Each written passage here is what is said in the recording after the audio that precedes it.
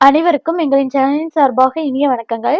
இன்னைக்கு நம்ம பார்க்க போற பதிவு, தீபாவளி பண்டிகை பற்றிய முக்கியமான பதிவுதாங்க. வருகின்ற அக்டோபர் மாதம் 20ஆம் தேதி திங்கட்கிழமையில தீபாவளி வரப்போகின்றது. தீபாவளின்னு சொல்லிட்டாலே எல்லார் வீட்டிலும் நியூவா ட்ரெஸ் எடுக்கிறது, வேற ஏதாவது வாங்குறது, வீட்ல பலகாரங்கள் செய்வது, அப்படி ஒவ்வொரு வீட்டிலும் ஒவ்வொரு மாதிரி விஷயங்கள் அப்படி நிறையா இருக்கும். பண்டிகைன்னு சொன்ன உடனே எல்லாருக்குமே சந்தோஷம் இருந்தாலும், வீட்ல இருக்கக்கூடிய பெண்களுக்கு கொஞ்சம் மனசுக்குள்ள ஒரு "என்னடா இது இவ்வளவு வேலை மாத்தி மாத்தி வந்துகிட்டே இருக்கு. அடுப்படியிலேயே நிக்கிற மாதிரி இருக்கு. நமக்கு வெளியிலேயே நிக்கிற மாதிரி இருக்குதுன்னு" நிறைய பேர் நம்ம சொல்லிட்டு தான் இருப்போம். என்ன கஷ்டப்பட்டாலுமே அந்த பண்டிகையுடைய சந்தோஷத்தை நம்ம வந்து பார்க்குறப்ப, நம்ம பிள்ளைங்க முகத்துல சந்தோஷத்த பார்க்குறப்ப, பரவாயில்லை. நாம் இந்த ஒரு சந்தோஷத்துக்காகவே நம்ம எவ்வளவு கஷ்டப்பட்டாலும் பரவாயில்லைன்னு சொல்லித்தான் எல்லா பெற்றோர்களும், எல்லா அம்மாக்களுமே கண்டிப்பாக நினைப்பாங்க. அப்படிப்பட்ட சந்தோஷமான ஒரு பண்டிகை தான் தீபாவளி.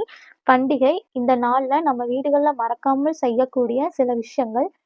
இந்த விஷயத்தை மட்டும் நீங்க தொடர்ந்து ஒவ்வொரு தீபாவளிக்காகவும் இது மாதிரி செய்ய ஆரம்பிச்சு பாருங்க. நிச்சயமா குடும்பத்துல நல்ல ஒரு பணமழை, லக்ஷ்மி கடாட்சம், அஷ்ட ஐஸ்வர்யங்களும் நம்ம குடும்பத்திற்கு நம்ம வீடு தேடி வருங்கிற ஐதீகம். அப்படிப்பட்ட ஒரு சக்தி வாய்ந்த ஒரு பதிவு தான் இப்ப நம்ம பார்க்க போறோம். பதிவுக்குள்ள போறதுக்கு முன்னாடி நம்முடைய சேனலை சப்ஸ்கிரைப் பண்ணிக்கோங்க. வாங்க இப்ப பதிவுக்குள்ள போகலாம்.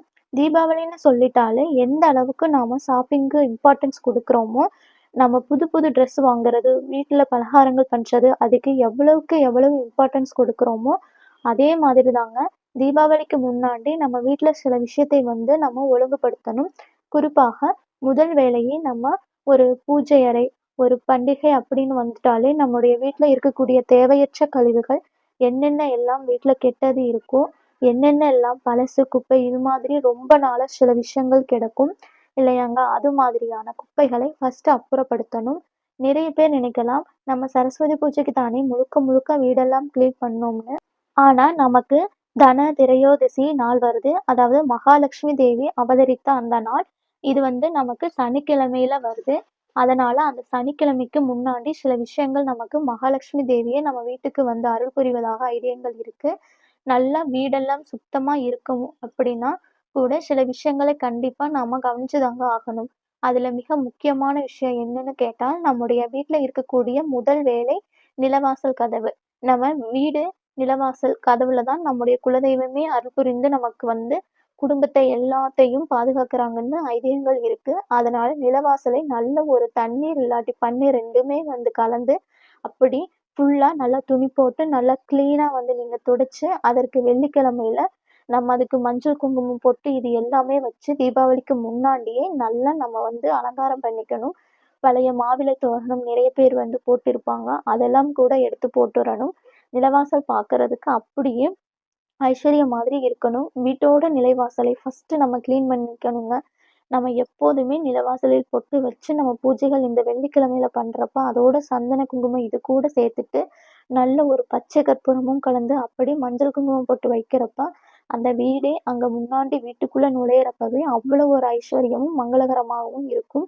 அதனால முதல்ல அந்த ஃப்ரண்ட் டோர்ல இருக்கக்கூடிய அந்த நிலவாசலை வந்து நீங்க நல்லா சுத்தப்படுத்தி பூஜைக்கு ரெடியா வச்சுக்கோங்க.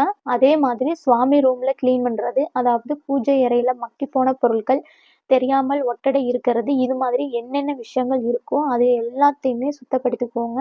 எல்லாமே வெள்ளிக்கிழமைக்கு முன்னாடி, அதாவது வியாழக்கிழமைக்குள்ள கம்ப்ளீட்டா கிளீன் பண்ணிக்கணுங்க. இந்த தன திரையோதசி நாளைக்கு நமக்கு பூஜைகள் பண்ணுவதற்கு, நம்ம மகாலட்சுமி வரவேற்பதற்கு ஏதுவாக இருக்கும். அதே மாதிரி வீட்டுக்குள்ள தேவையில்லாத குப்பைகள், பழைய மெடிக்கல் பில், பழைய குழந்தைகளோட சிறப்பு, டேட் முடிந்து போன மாத்திரைகள், பழைய துணிகள் இது எல்லாம் வச்சிருப்போம். இதெல்லாம் யூஸ் ஆகணும்னு வச்சிருப்போம். நிறைய பழைய சார்ஜ் ஒயர் இது எல்லாமே வந்து தொங்கிட்டு இருக்கும். இதெல்லாம் தேவையில்லாத அப்படின்னாலே அப்புறப்படுத்திக்கணும். ஏன்னா, இது மாதிரி தேவையில்லாத விஷயங்கள் அந்த இடத்துல நெகட்டிவ் எதிர்மறை எண்ணங்கள வந்து ஏற்படுத்தும். அதனால இது மாதிரி தேவையில்லாத விஷயங்கள் அடுப்படியிலும் சரி, எந்தெந்த இடத்துல இருக்கோ அந்த எல்லாத்தையுமே நீங்க கிளீன் பண்ணிடுங்க. மிக முக்கியமான ஒரு விஷயம் என்னன்னா, கிளீன் பண்ணணும்னா மேக்கப் ஐட்டம் தான். அதாவது பழசெல்லாம் வந்து இருக்கும். அந்த மாதிரி எது எல்லாம் தேவையில்லையோ அது எல்லாத்தையுமே எடுத்து அப்புறப்படுத்திக்கோங்க. எதுக்கான்னு கேட்டீங்கன்னா, இது வந்து சுக்கிர பகவான டீஆக்டிவேட் பண்றதற்கு சமம். அதனால தான் இது மாதிரியான அழகு சாதன பொருட்கள் எது உங்களுக்கு தேவையில்லைன்னு தோணுதோ, பழைய வளையல் அது மாதிரி நிறைய விஷயங்கள் இருக்கும். இதெல்லாம் தேவையில்லையோ, அதெல்லாம் சுத்தப்படுத்தி வச்சுக்கணும். இதனால தான் நம் வீட்டுக்குள்ள எல்லா லக்ஷ்மி கடாட்சமும் நமக்கு வருங்க. தீபாவளிக்கு எவ்வளவோ செலவழிச்சு நம்முடைய குழந்தைகளுக்கும், நம்முடைய வீட்டுக்காகவும் நம்ம ட்ரெஸ் வாங்குறது, பலகாரங்கள் வாங்குறது, இது மாதிரி நிறைய செலவுகள் பண்ணுவோம். ஆனால் கஷ்டப்படுறவங்களுக்கு யாருக்காச்சும் உங்களால முடிந்த அளவுக்கு ட்ரெஸ் வாங்கி கொடுக்கறது, வேற ஏதாவது அவங்களுக்கு தேவைப்படுறமான பொருட்கள வாங்கி கொடுக்கறது, இந்த சின்ன தானம், நம்ம செய்கின்ற இந்த மாற்றம், இந்த ஒரு தானம் நிச்சயமாக நம்முடைய குடும்பத்தை பல மடங்கு மாத்தும். நம்ம குடும்பம் ரொம்ப ரொம்ப நல்லா இருக்கும்ங்கிறது நம்மளே பார்க்கலாம். அதனால் நிச்சயமாக யாருக்காச்சும் ஒருவருக்காவது உங்களால முடிந்த இதை செஞ்சு பாருங்க. கண்டிப்பா என்னைக்குமே உங்களுக்கும் சரி, உங்க குடும்பத்துக்கும் சரி நல்லது மட்டுமே தாங்க நடக்கும். இந்த பதிவானது பிடிச்சிருந்தால் சப்ஸ்கிரைப் பண்ணி தொடர்ந்து இணைந்திருங்கள். நன்றி, வணக்கம்.